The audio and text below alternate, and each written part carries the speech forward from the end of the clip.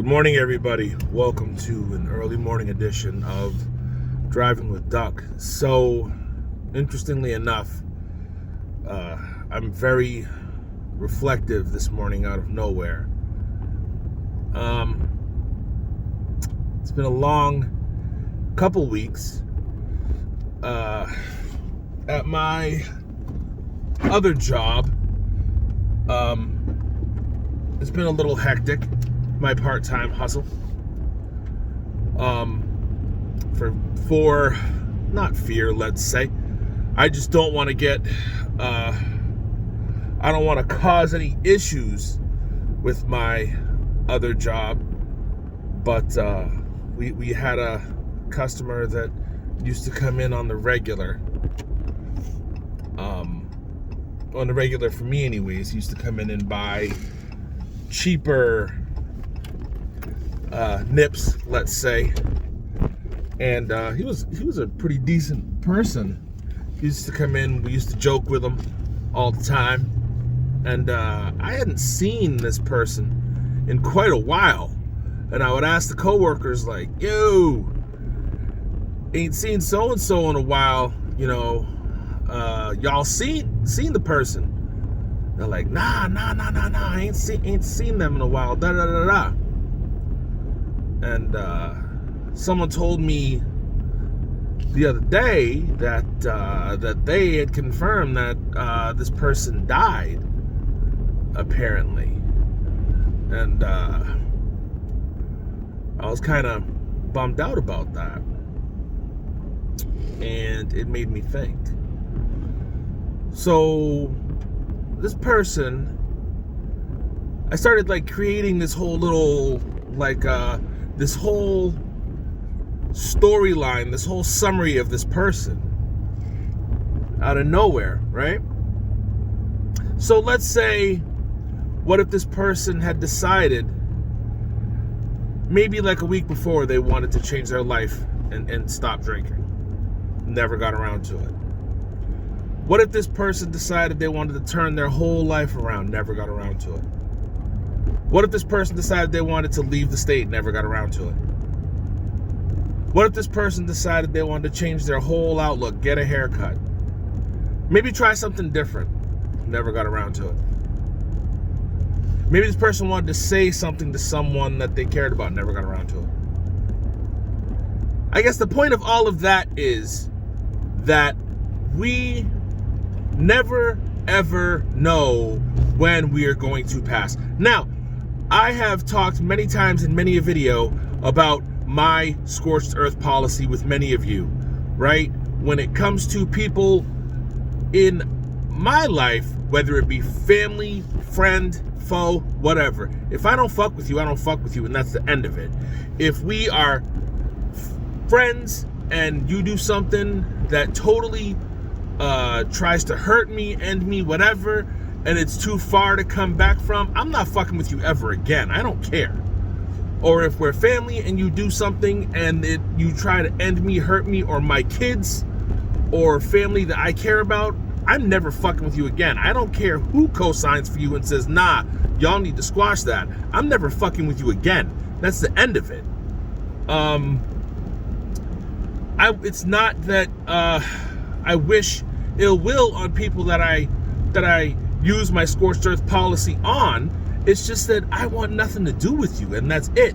We're done. We will probably never see each other again. I will avoid functions where you're at, and it's not even because I'm afraid of anyone. I'm only afraid of meeting with God, because I'm gonna have to hear the litany of things that I've done wrong in my life, and I'm afraid of my grandmother that raised me. Those are the two things I'm afraid of. I'm not afraid of taking a hit, an ass whooping, or afraid of confrontation. I'm not afraid of any of that shit. But I'm not even afraid of taking an L, whatever. But I'm not even afraid of regret. But honestly, I mean, shit, it's just that there's so many times in life where you almost feel like you never know when you're gonna decide something and then you just don't know if you're going to be able to execute it, because God's going to say, okay, I'm calling you home. Boom. Or if you don't believe in God, the higher powers that be. Whatever. It's tough. It's a tough thing to look at and a tough thing to think about. You know what I mean? I'm driving into work today, and driving full time, and I'm just thinking, on this random Tuesday, which is my Friday, by the way, what if, I'm so sick of working 2 jobs, and I have made peace with settling down into 1 job. And I'm keeping it a buck in this Driving with Duck video. It's come down to me, and I'm really feeling my feelings today, and I've made peace with settling down into 1 job. And I'm gonna throw myself out there. Yes, I literally a week and a half ago, because of reasons that I felt, I literally wrote up my 2-week notice for my little side hustle, and I took that joint back within that same shift. And because I felt what I felt, and I just I look at my life and I say, I've been doing this 60, 70 hours a week for years, literally about 10-11 years, and I'm tired, because I think I'm 42 years old, and my kids finally need their dad. My son's 20, my daughter's 14, my daughter's going through some stuff, my grandmother's getting older, and my father finally touched down. He came home. He's out of jail. I'd like to get that relationship started. He just turned 62 not too long ago. I'd like to not fix any relationships that are done. The relationships that are done, I want to make that clear. I've talked about relationships that are fails, that are done, that are finished. Those are done. But the relationships that are that I have in my life, I want to build those and get them through the rest of my life. I'm 42. I want to get those relationships and keep those and make them stronger. That is exactly what I want to do and what I intend to do with the rest of my life, and keep those in my life. That is what I plan to do. Now, in order for me to do that, I need to create time. I want to get back in the gym, and I want to power lift. And in order to create that time, I have to make myself available for myself, because people understand self-care. You need to not be on a hustle for anyone else other than yourself. People say that if you do a job that you love, you will never work another day in your life. And the best job you can have is to take care of yourself. And unfortunately, when you're taking care of yourself, that currency is not money. That currency is health. Now, when you're taking care of yourself, that means it takes longer to cook. That means it takes longer to clean your body. That is, having the smell goods. That means, having more things to exfoliate the skin. That means beard care. That means hair care. That's a lot of work. You know what I'm saying? For me to take care of my beard, literally, it's a 20-minute process every single day, just for a beard alone. Never mind, we're talking about, putting coconut oil lotion, on your freaking skin to keep your skin tight. As you get older, you get more wrinkles and stuff like that. And, in the Ducksworth clan, we get, the little moles and stuff. You know what I'm saying? Like, it's the little things as you get older. You know what I mean? And then as I think about this person that passed away, like, there's probably so many things that they wanted to do with their life that they never got to do, that they may have decided in the final days. You know what I mean? And you never know what age that it's going to be over. You know what I'm saying? So I say all that to say this. 30 years ago, we didn't have smartphones. We didn't have social media. So, we had time to think. We had things that we could do. You know what I mean? You didn't have easily accessible information. You didn't have time wasters. I remember days when, if I didn't get along with my boss, I was like, fuck you, I'm out. On a Monday, on Tuesday, I was in my car, beating the pavement, filling out job applications. I was working again by Wednesday.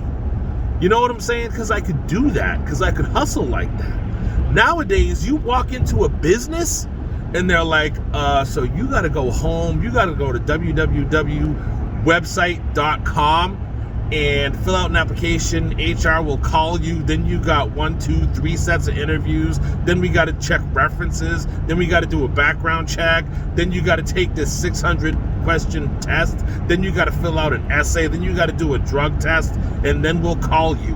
And then it'll be a list of candidates we got to go through. And then you might get the job in 6 months. Oh, by the way, we're in the middle of a global pandemic.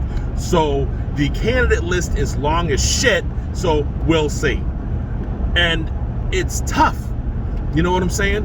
What people are going through. So life isn't what it used to be. But if you dislike your job to the point where you have such an anxiety walking through the door, or you're crying in the shower before you even step out of your home, if you're looking at your wife and you're both praying before you leave the house, if you're religious, or if you're in the parking lot praying before work that you can make it through the day without breaking down and crying, if you're on your way to work talking yourself up and you're listening to hype music like you're about to take the fucking field at a football game, you need to leave that fucking job.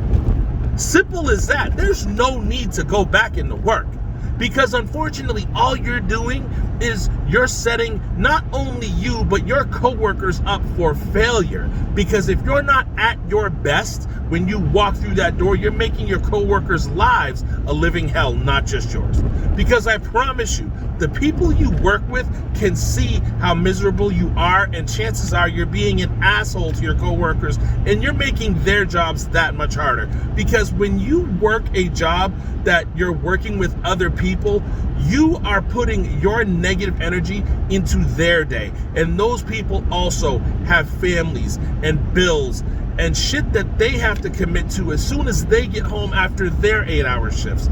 They also drive from other places. They also have other shit that they have to commit to, like spouses and children and stuff like that. They got stuff that they got to do too. So you're doing a disservice to everybody around you by continuing to go to that job.